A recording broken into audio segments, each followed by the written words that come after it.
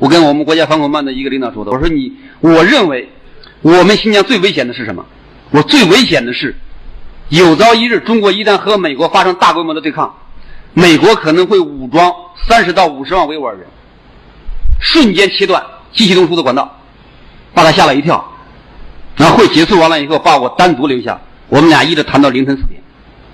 他这个问题我根本就没有想到，因为你不是军人，你考虑问题老是站在这个反恐这个角度，这个东西只是表象。所以这就是我开始说那个，表象的后面是真相，真相的后面是真理。他老看这个反恐，把他吓了一跳。这个问题才是最严重的。